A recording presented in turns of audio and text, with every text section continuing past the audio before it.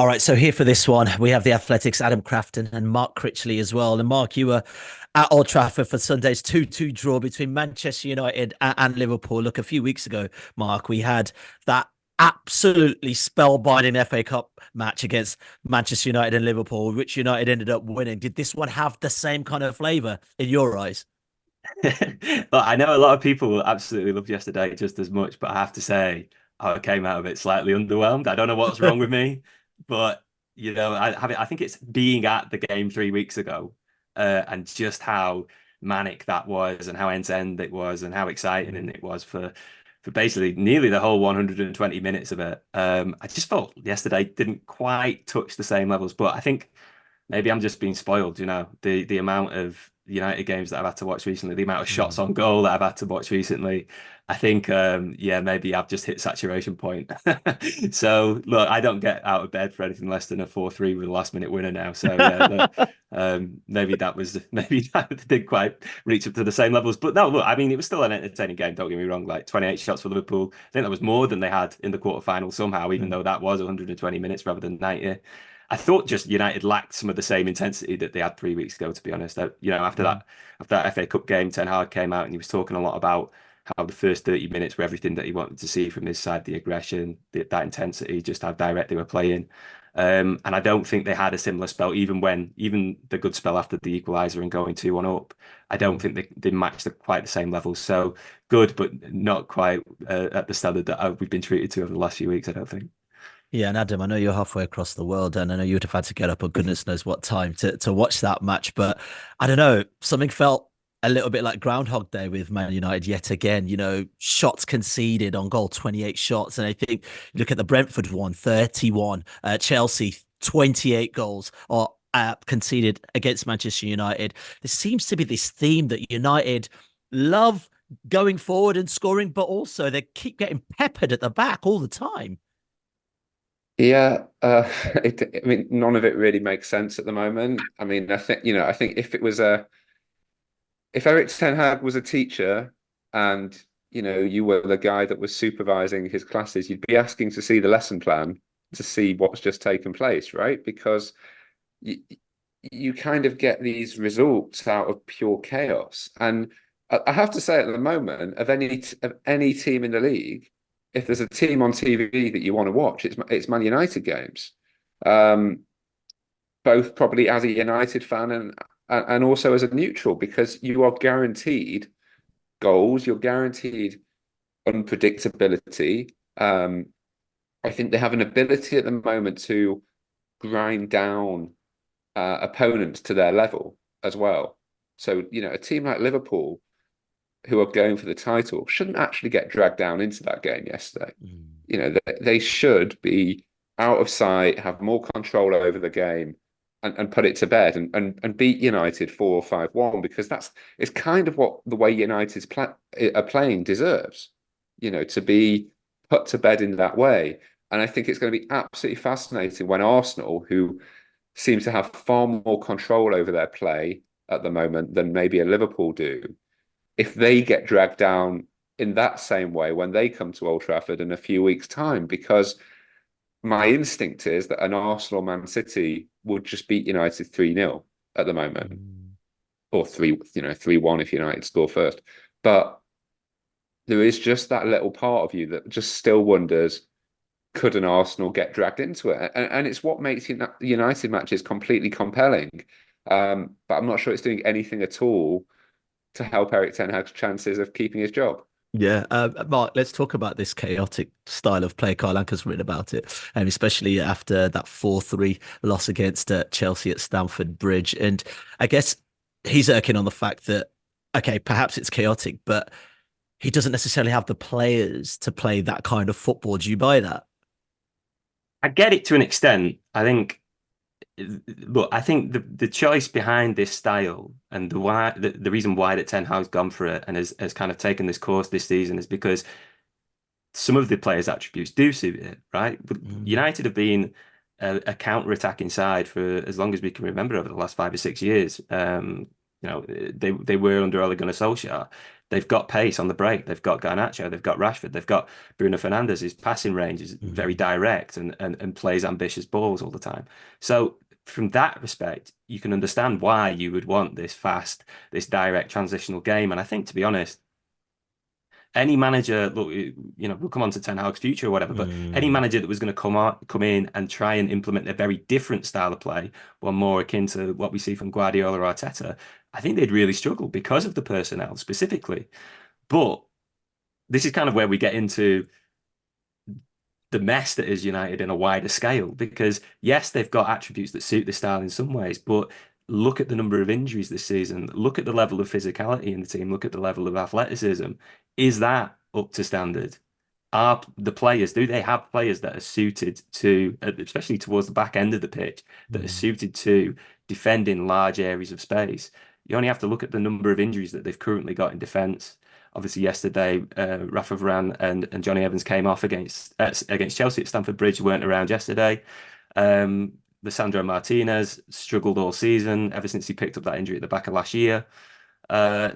They're really struggling in those departments. Luke Shaw, a classic case of somebody who, when he's fit and when he's playing, suits this kind of well because he can get forward and he can combine with Rashford down the left. But has he got the physicality, the athleticism to sustain that over 30 games a season? He's barely had that during his long Manchester United career now. So I think that the style works to an extent, but it almost they're caught between two stools, and that because of the suboptimal squad building over the years, a lot of the players can't meet the demands of what it takes out of them out of possession rather than in possession. And I think that's the key difference. Yeah, Adam, do you buy that with this current squad? Let's say they're fully fit. You've got Martinez, you've got all those players fully fit. This style of football that Ten Hag's trying to play, do you think this team is up to it? And also, how sustainable is it? Like over time, you're pushing for Champions League on the regular basis. Yeah. I'd say the biggest counter argument is last season, right? Where United, for most of last season, played in a pretty controlled way. And yeah, okay, you can say Martinez is fit and Shaw's fit. And I know when Martinez didn't play last season, Luke Shaw would often play at kind of left centre back, so we'd have someone else that could progress the ball in a similar way. But I mean, should a system be so dependent on those one or two players? Should a manager not be able to, find other ways? There's been spells this season when Arsenal have been without players, or where Manchester City basically haven't had a left back for about 5 or 6 years, right? And so I don't have that much sympathy with that. I think the other big shift from last season compared to this season is that Christian Eriksen played a lot last season. So you would have this midfield of Casemiro, Eriksen, and Fernandes, which seemed to be more balanced. This year, sort of Eriksen kind of, he seems to have lost his place in the team, and he's probably likely to leave in the summer. But Man United did sign 2 midfielders in the summer, right? They signed Mason Mount, obviously had severe injury issues, but when he's been fit, can't get on the pitch pretty much. I mean, it's pretty extraordinary. And you wonder what the plan was. If Ten Hag was going to go to a kind of a more transition-based system, well, why are you signing Mason Mount?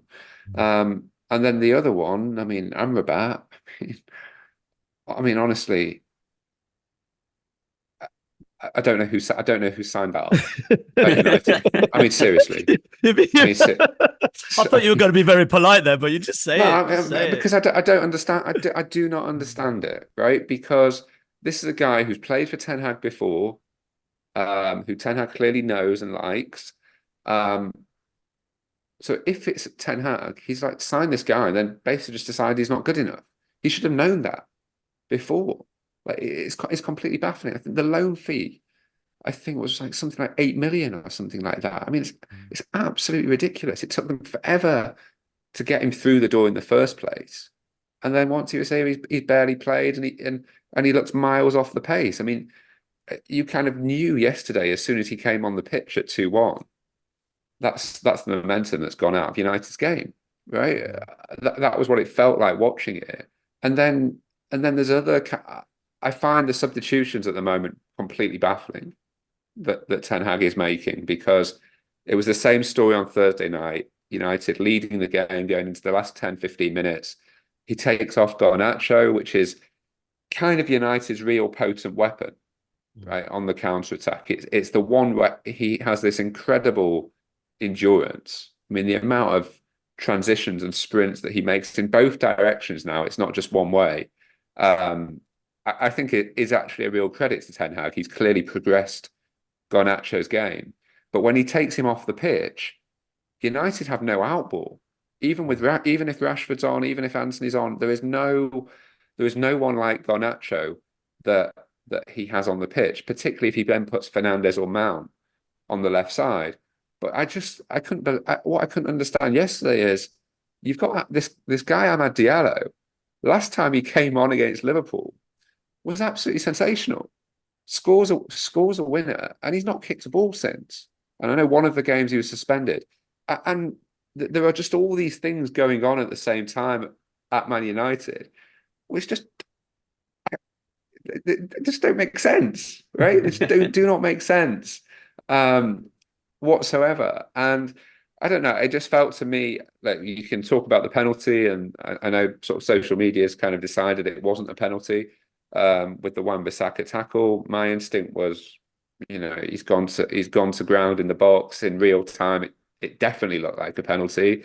I think there's that one angle which is more generous to Wan-Bissaka, but even so, it felt like United just retreated so far back that they were being asked to see out a game, and they're just not capable of doing that. So I think the last thing Liverpool wanted in that last 15 minutes was Garnacho still on the pitch, because then United can stretch the game far more and have more of an outball. Yeah, What do I know? I mean, look, we're already giving our opinion, right? I mean, it's part of the head scratching also that I guess there seem to be the very similar mistakes happening at Manchester United on the field. We talk about conceding late goals. We talk about being peppered, with shots. But, if you compare it to someone like Mikel Arteta, and I'm not just saying it because I'm an Arsenal fan, I just think it's a very simple comparison in terms of being fifth, going to title contenders, learning from that, how they dropped off last season, and then going to a point where, they're in the conversation to win the title again this season. Where are United fans able to see that progression under this current manager?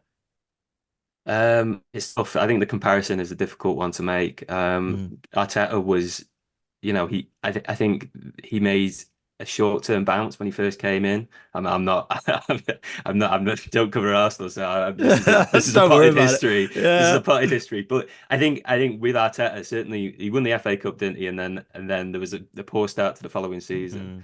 But that was really as bad as it got. That was almost the nadir. And then since then, there has been gradual progress each step of the way. And then even that season where they finished fifth and missed out on the Champions League, huge disappointment. But you could see that things were clicking into gear and were working there. And I think that is a stark difference from Ten Hag and United in the moment they're currently in, because last season was better than this season, right? I think everybody can agree with that.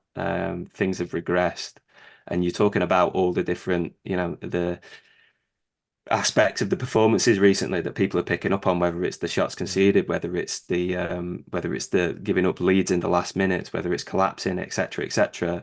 These are all consistent factors in United's performances, while the results are very inconsistent. We can get wound, we can focus on the fact that they've lost this game or they've beaten Liverpool and the game wasn't it terrific. There are patterns underneath all of these performances that are concerning, and I think this style of play, I agree with absolutely everything that Adam said about how entertaining and how brilliant it is to watch. And I almost feel bad about, giving him a kicking for it, because then you watch a game like the Guardiola Arteta City Arsenal game last weekend, and look, if that's the way to win elite football matches now, well, thank you very much, but I'm not interested because it was dull, right? It was dull, It was and I boring, get it. yeah. It was boring. And United play in a way that's brilliant to watch, but is absolutely, amateurish at the same time. So, look, I think that's the difficulty. You don't want to give it, but is this a sustainable way to win football matches consistently at an elite level? This style is brilliant when it works. Everybody loves it. When it doesn't, it's really difficult to justify it, and you just don't see how it's ever going to get consistent results. I think that's the difference between Ten Hag and someone like Arteta and plenty of other examples before a manager's been given time. With Ten Hag, it's like, well, we need to see more progress to justify that. It's, Okay. it's also fine if you are Brighton, basically, right? Mm, Like if this was Brighton doing this, sixth in the table, winning, losing 4-3s, 3-2s, 2-2s every other week, fine, right? Because that would be kind of above expectations for the club. It would be a whole lot of fun. It would be bringing value to the Premier League, etc., etc.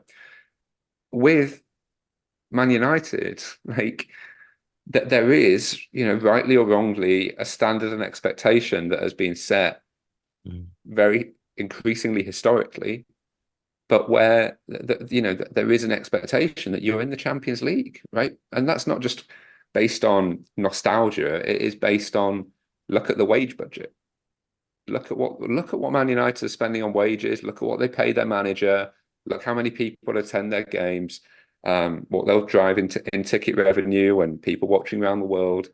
Like, it should just be more competent mm, as a club. And the one kind of the one thing the few things that I remember from sort of the Jim Ratcliffe interview about a month ago or so was, he was saying pretty clearly, Champions League is an expectation, and Champions League will hugely influence what Manchester United are able to do this summer, which affects, I suppose, INEOS's first full season, probably the season after as well, to a large extent.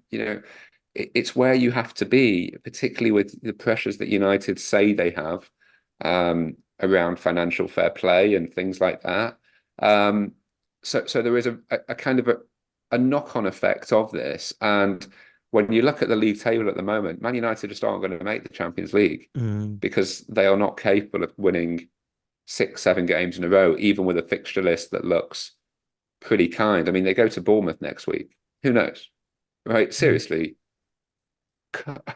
It, no idea. Beat And them at it's Old been like Trafford. that So also. Sorry? they beat them at Old Trafford, so Beat them absolutely at it Old could Trafford. It should happen. have been 4-0, right? It Yeah. was 3-0. And it's been like this in almost every game this season. Like you're going into it and you just have absolutely no idea. And it's completely compelling. But if you're someone that's just spent $1.3 billion to get 25-27% of this club, it is not what you want. Yeah, but I mean, in that vein, if you say Sir Jim Ratcliffe is looking at Manchester United in the Champions League, and from what we've reported, and also the interview Ten Hag did with Sky Sports over the weekend, was saying that, for the foreseeable, he's in that seat. So for the foreseeable, what are INEOS judging him on then, Adam? Like, what is success in this short time there that they've had this little takeover?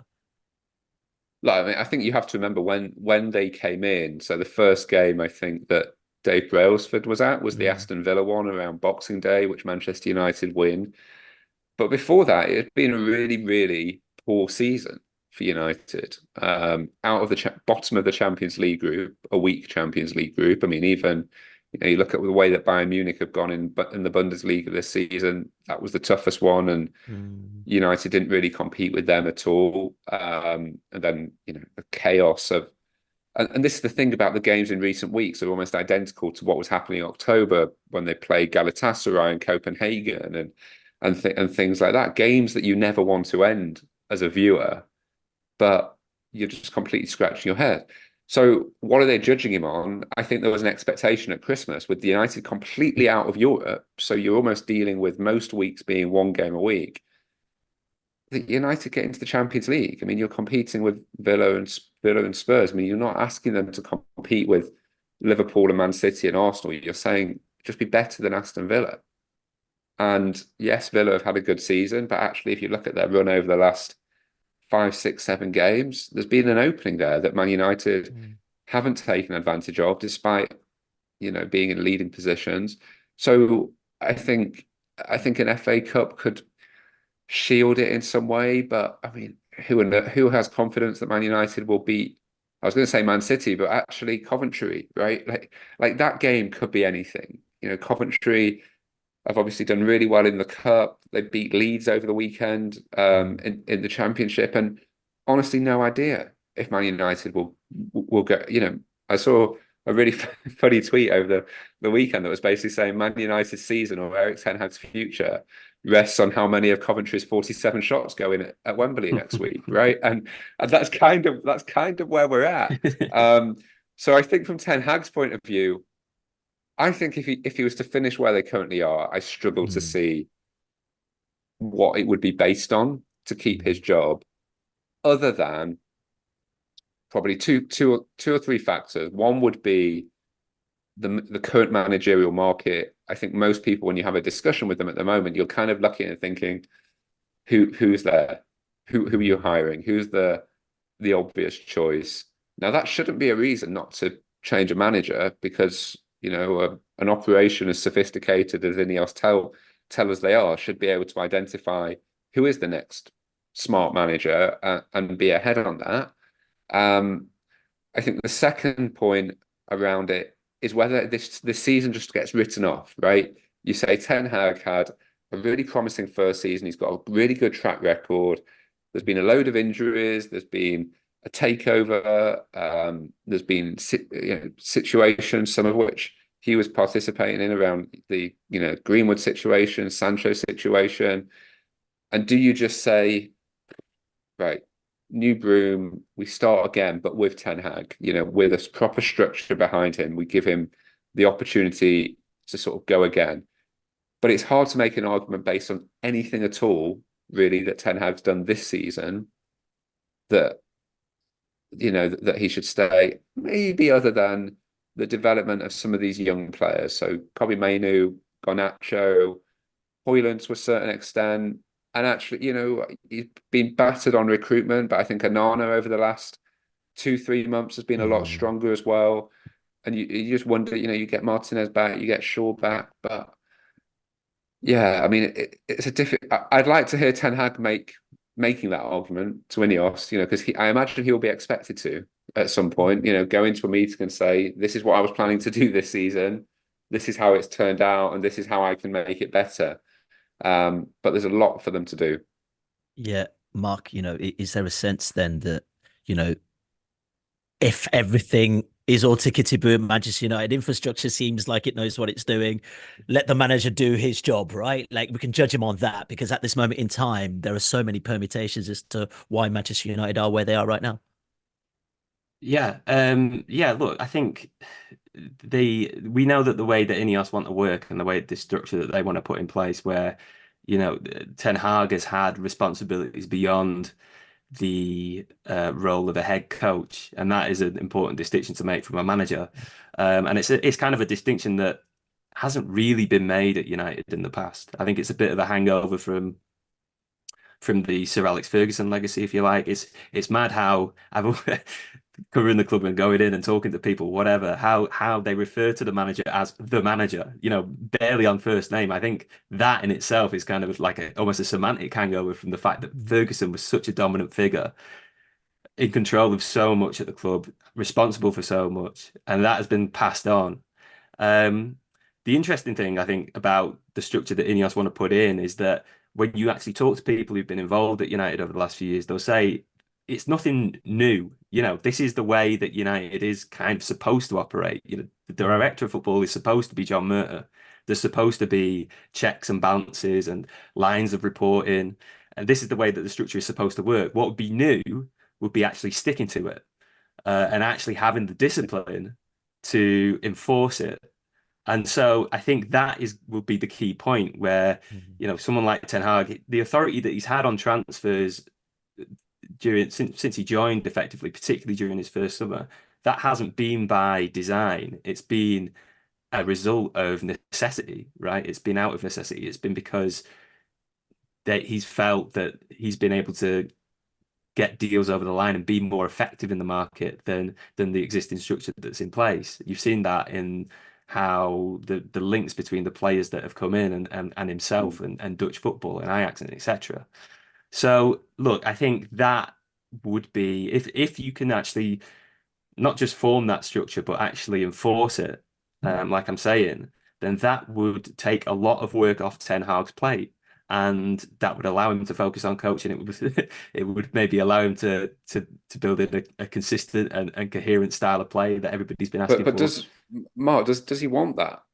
Because often we see this at Man United. We see these people that come in as tracksuit coaches, Mhm. training ground coaches, who we're told have brilliant systems they're going to put in place. But as soon as they get to Old Trafford, it's like they get hooked on being the Alex Ferguson, being the GM, rather than being the head Sure. coach.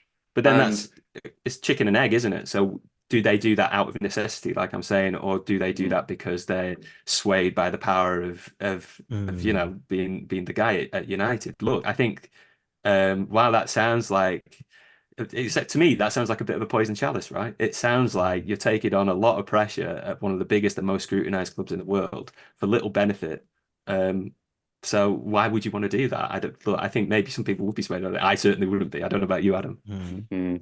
I don't know. The 7 million a year sounds pretty good. What The do you? that's by the way, that's the other thing that INEOS will have to take into account is they will Yeah. have to pay off Erik Ten Hag and his staff Right. if he was to be removed this summer. So that you're talking several million there, all of which would feed into United's existing FFP pressures. Mm. You know, I don't know whether that would be a deciding factor, but it's certainly a factor.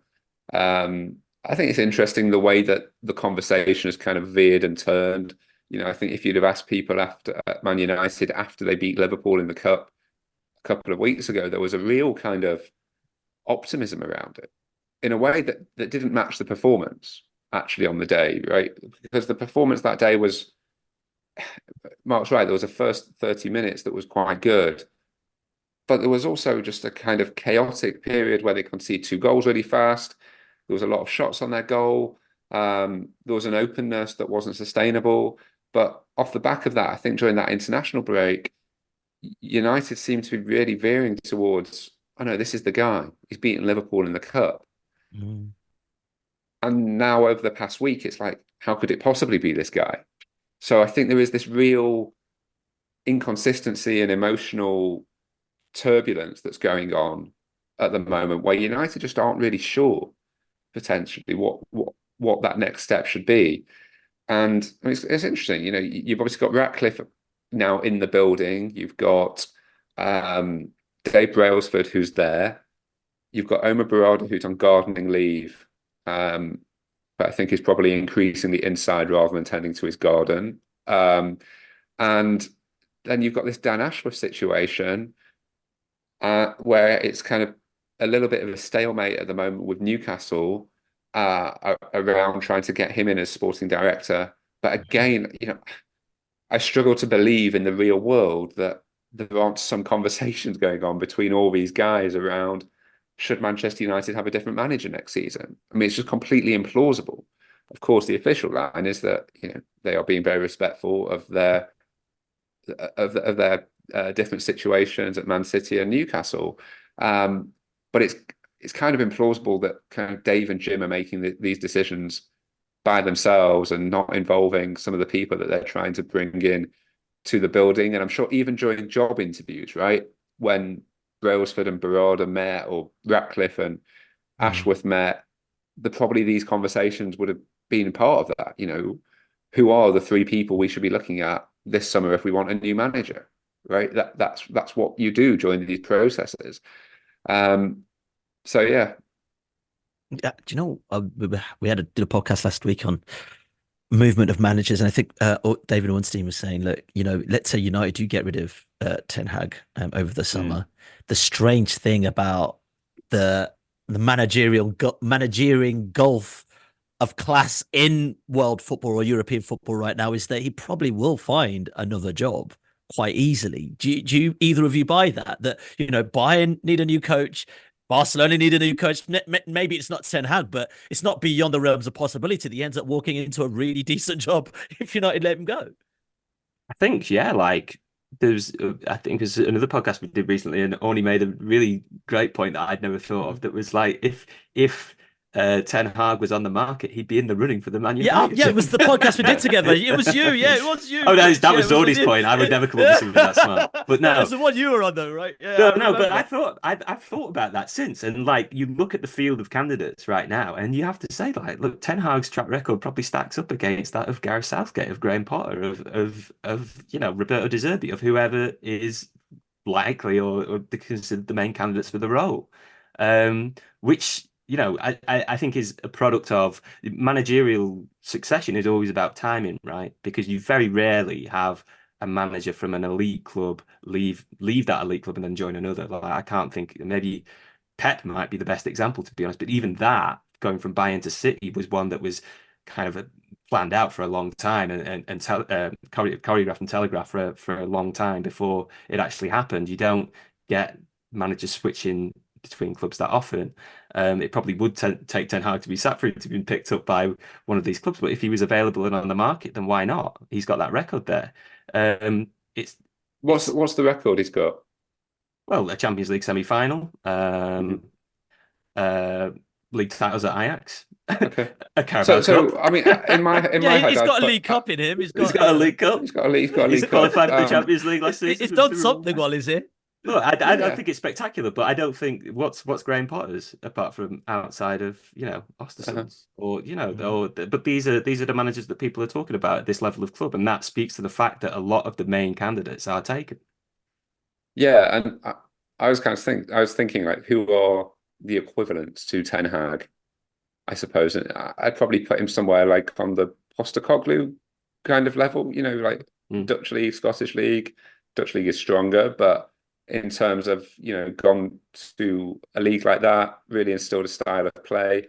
Okay, Celtic clearly didn't have the success in Europe that Ajax did, but that was also it was one season really, wasn't it, where Ajax had that impact, um, and it was an amazing impact, but it was quite a long time ago now.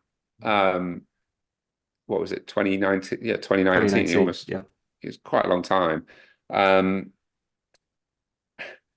and then you're looking, yeah, who are the other people? And I feel like we've moved out of that era of kind of the revolving super coaches.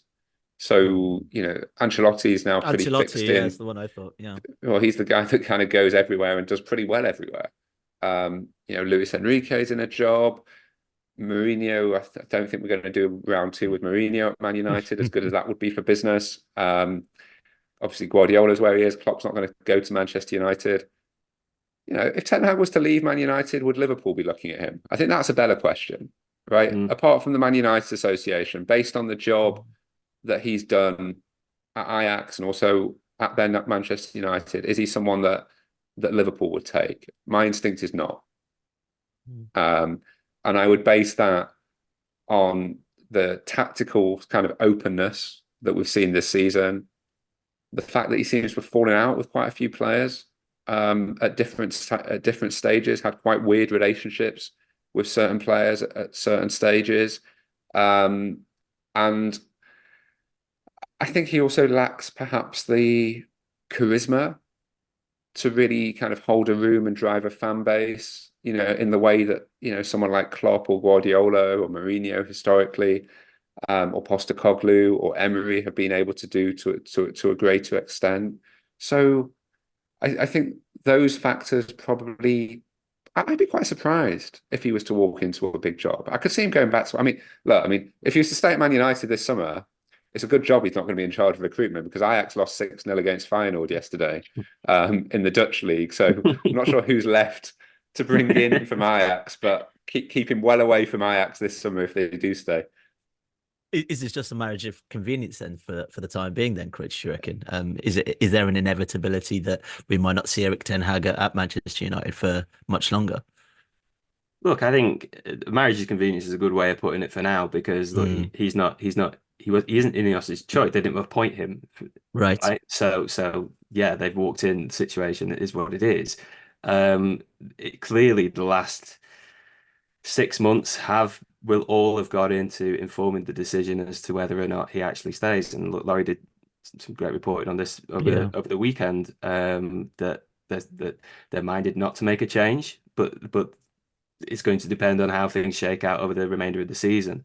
Um, I think I share Adam's skepticism over how much the wider structure plays a part in it and how much this gardening leave and things like that play a part in it when Mm. surely those conversations are already being had. But look at the way that INEOS have gone about these appointments, that it has been methodical, top to bottom, one step at a time. And I think that does ultimately act in Ten Hag's favour. There was this phrase used in Laurie's piece about walking to the right solution rather than running into the wrong one, and it's perfect, like INEOS ease. You can imagine that coming out of Dave Brailsford's mouth. I don't know if it did. I don't know if he's the source on that one, but you can imagine them saying that. And look, the proof will be in the pudding as whether they do that or not. But they clearly want to be very methodical and thorough about this decision. And look, I think the results recently show why they're right to do that. Like, because the reaction after the Liverpool game, and we did a podcast after that, it was largely positive, I would say. And there was a lot of reasons being shared for why you might want to keep Ten Hag. Um, it's been a very different reaction after the past week, right? Even though yesterday was a positive result, I think people are in very different conversations now. And so I think it's right that things are taken slowly and that decisions are only arrived at in the fullness of time. And I think that's still the case as we speak now. Yeah, Adam, just very quickly, I think I was watching Match of the Day too. If our American viewers, listeners don't know what that is, it's basically a roundup show of all the goals of the day. And Danny Murphy was saying that what he saw Manchester United lacked were desire, discipline, and effort. And he thinks it's down to the manager. If we do take that as truth, and I'm not sure you do, or if you do or not, do you see that changing under a better infrastructure? Do you see all those little things that we are struggling to see happen in terms of consistency with Manchester United, better player recruitment with Manchester United? If all that's in play, do you feel there's enough that we've seen now that this manager can then take this team to the next level? Look, a lot of respect for Danny Murphy Hmm. playing career. United's problems as players are down to desire, discipline, and effort. I think it's the way they're being set up. Because if it happens every single week in the same way, then it is the way they are being set up. I don't watch this Man United team and think they lack effort or lack desire. I think they almost run too much, right? Like they are just constantly shuttle running and sprinting in one direction at the other and transitioning. And some of them are doing that in an incredible way. I mean, I watch Garnacho at the moment, and I find it extraordinary the amount of I don't know what the distance cover that he must have every game is, but it must be incredibly high. There's other players I think that are being made to look worse than they are by those demands. So someone like Casemiro, I mean, my God, what he is being asked to do in that system, it is completely mind-boggling, right? Like the spaces in that midfield, and he can't cope.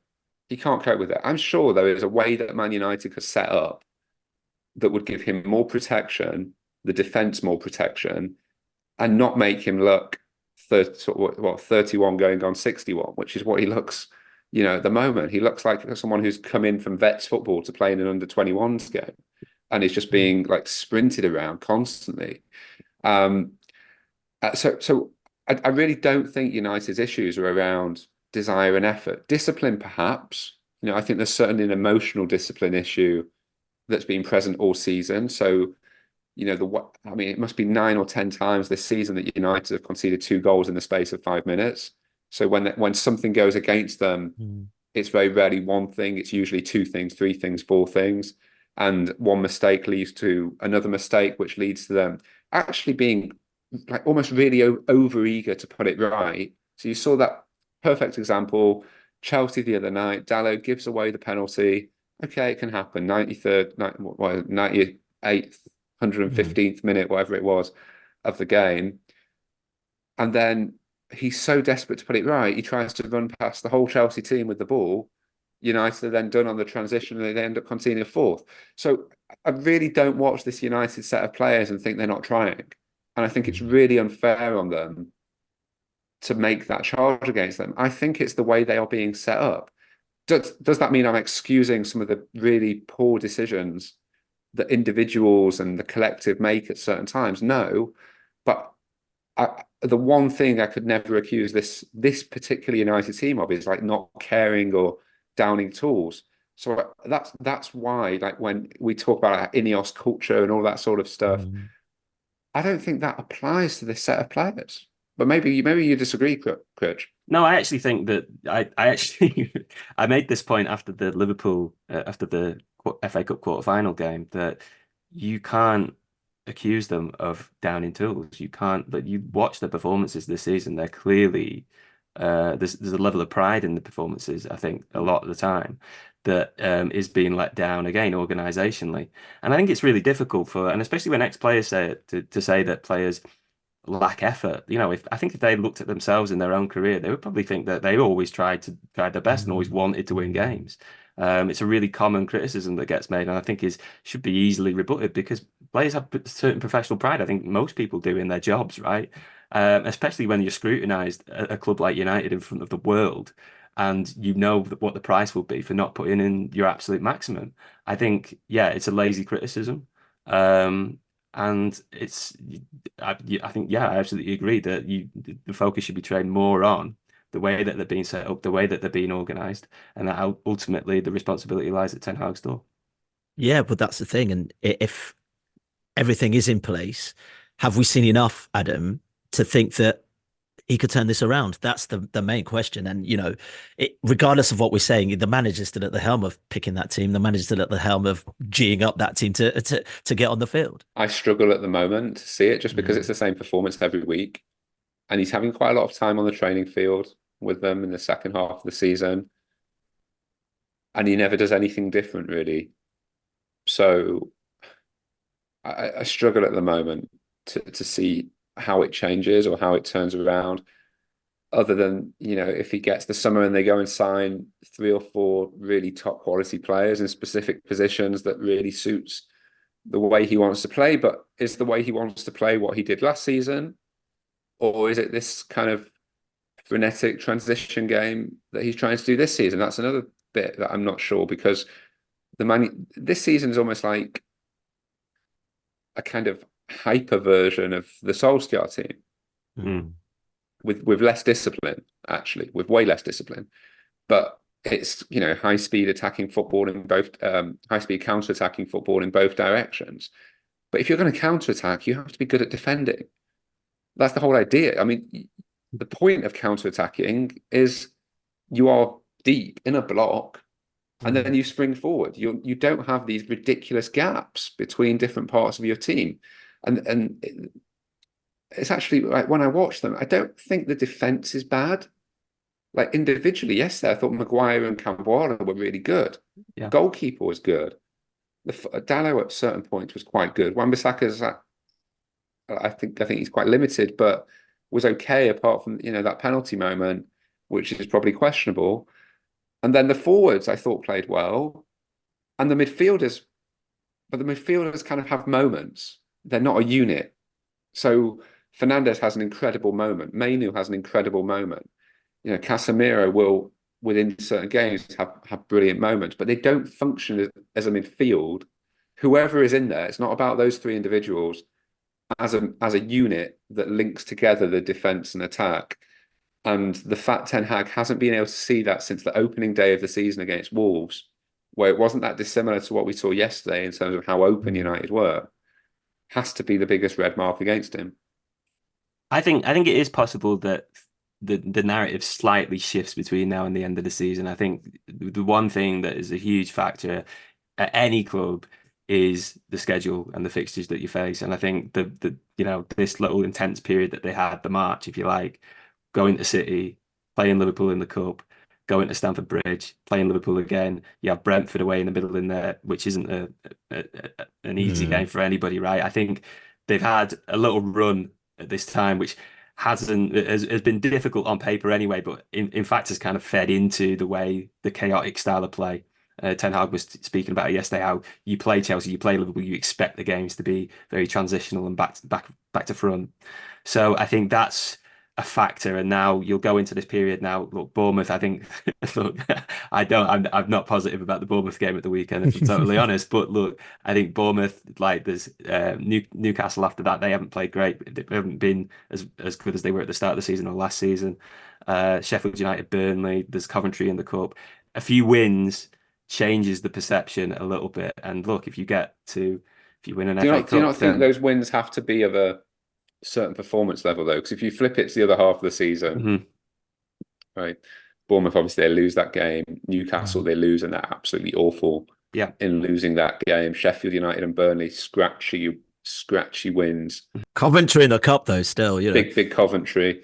I don't actually think just winning those games would or should be enough actually at this stage. I think there has to be a level of organisation and control in these games where United should be able to play Sheffield United and Burnley at home and win those games 3-0 and not concede more than 4 shots on target.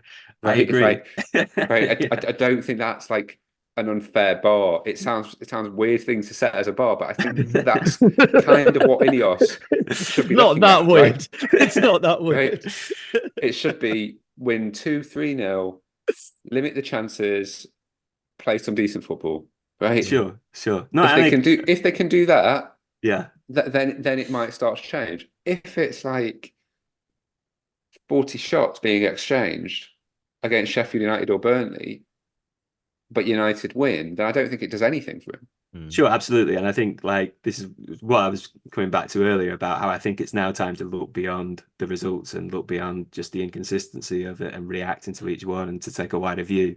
I think the double-edged sword of this little run that they've got now, and particularly that Coventry game, is that yes, it looks great, and look, maybe there's some easier fixtures ahead on paper, but never mind the performances. If you don't get the results in those games anyway, and like you have a game like Adam's saying where you're conceding 20, 30 shots or whatever to that level of team, well then that's seriously, that's seriously troubling. And that is the kind of precarious position that Ten Hag's in at the minute, is that yes, you could really put the end of the season in a different light by stringing together a few results. Again, maybe not justifiably if the performances aren't there as well, but people will look at wins and in the win column and we'll take that as a positive.